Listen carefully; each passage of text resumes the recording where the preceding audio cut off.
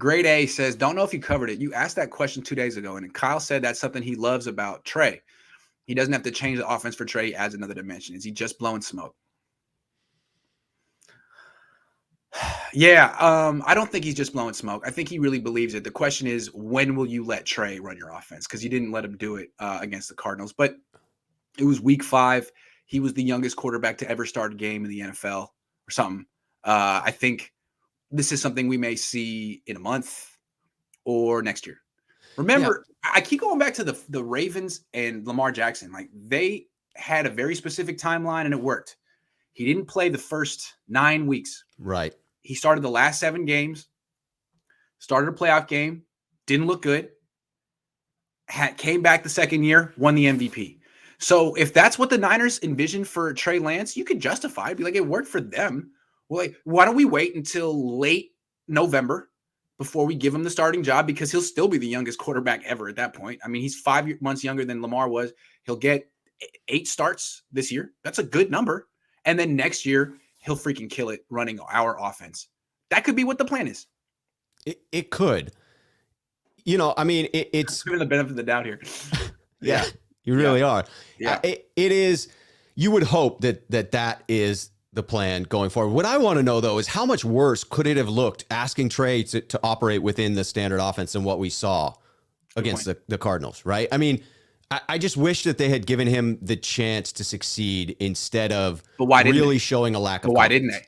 Before the game, Ian Rappaport said there's nothing he can do to win the job. I think they don't. I think Kyle doesn't want Trey to take it. I think he wants Jimmy to give it away. Interesting. It's a lot like the Ravens. Remember, Jimmy is Joe Flacco in this. Yeah, right. And Joe Flacco won the Super Bowl.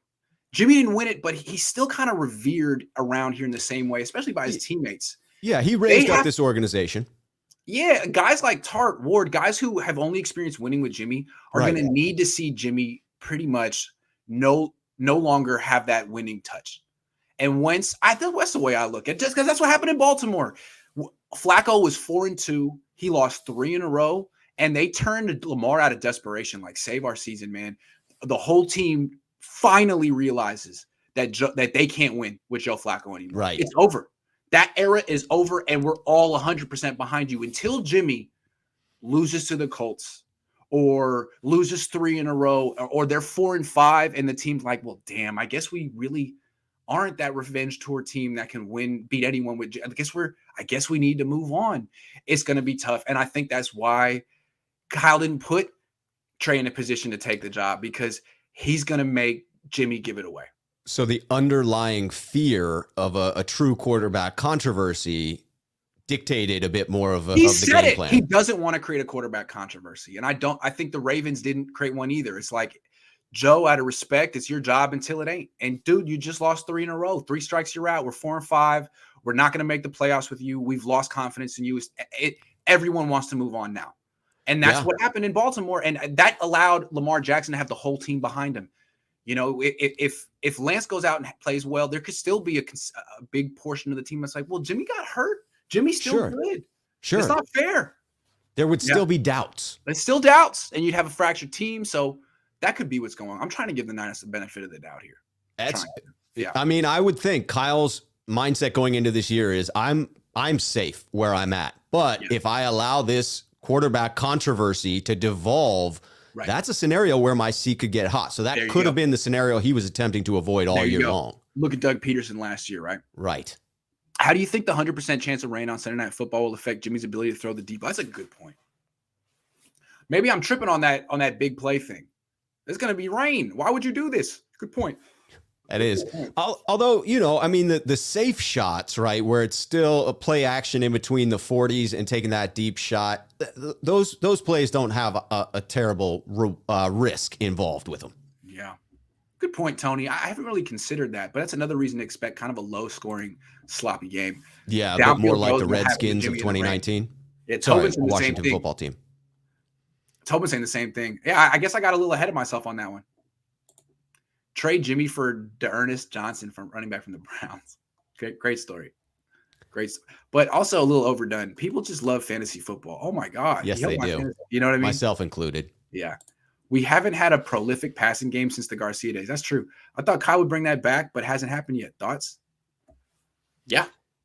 It felt as if we were heading that direction in 2019 until the end, right? Until it became clear Kyle was taking the ball out of Jimmy's hands and had next to no confidence in his quarterback. When I went to the game in New Orleans and sat there in the Superdome and watched that shootout, I thought to myself, the 2016 Falcons, baby, like the offense is starting to ramp up.